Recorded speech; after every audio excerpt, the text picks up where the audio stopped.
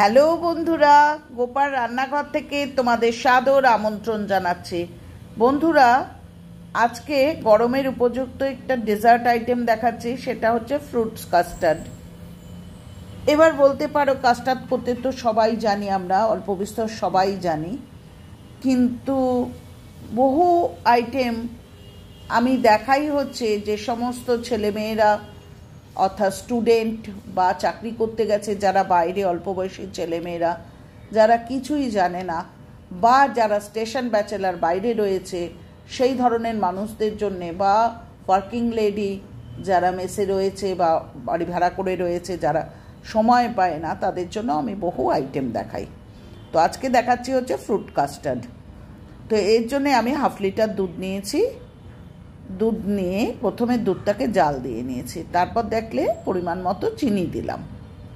এবার বন্ধুরা, তোমরা যদি বলো যে এই চিনিটা কি পরিমাণে দেব 1/2 লিটারের জন্যে, তোমরা নিজেরা নিজেদের স্বাদ অনুযায়ী দিও।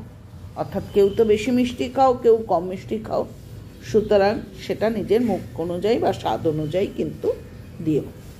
একটুখানি 1/2 লিটার থেকে দুধ আমি বাঁচিয়ে রেখে দিয়েছিলাম বাটির মধ্যে 2 চামচ।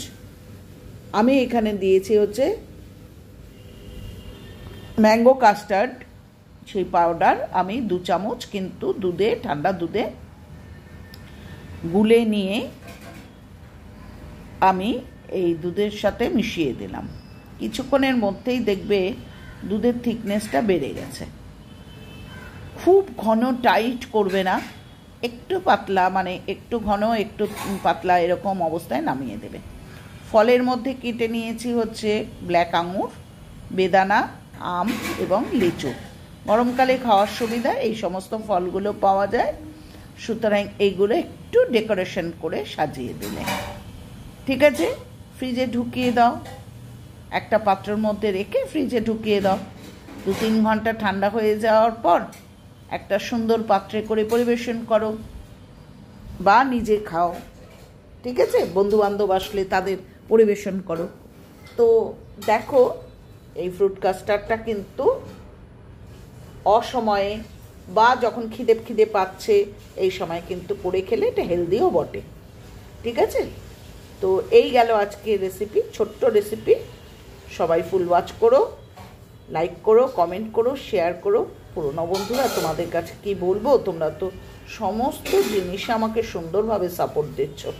আর নতুন বন্ধুরা, চ্যানেলটা সাবস্ক্রাইব করে লাইক করো, কমেন্ট করো, শেয়ার করো, ঠিক আছে। কারণ হচ্ছে তোমাদের সুন্দর কমেন্টগুলোই আমাদের পরবর্তীকালে ভালো ভিডিও করতে সাহায্য করে। তো আমার নিশ্চয়ই মনে হয় ছোট ছোট বন্ধুদের আমি বেশ একটা বড় উপকার করলাম। একটা ছোট্ট রেসিপি, কিন্তু খুব উপাদেয় বা লোভনীয় রেসিপি। করে খেও। আর সবাই সাবধানে থেকো, ভালো থেকো। সবার জন্য শুভেচ্ছা, ভালোবাসা রইল। তো আজ আসি, পরের দিন ফিরবো আবার কোনো নতুন আইটেম নিয়ে। তো আজকের মধ্যে চললাম। আর এখানে একটা কথা বলার আছে যে শুধু ফ্রুটস নয়, এখানে যদি ড্রাই ফ্রুটসও দিতে চাও, অর্থাৎ কিশমিশ, কাজু বাদাম, পেস্তা, আলমন্ড, সেটাও দিতে পারো। টাটা।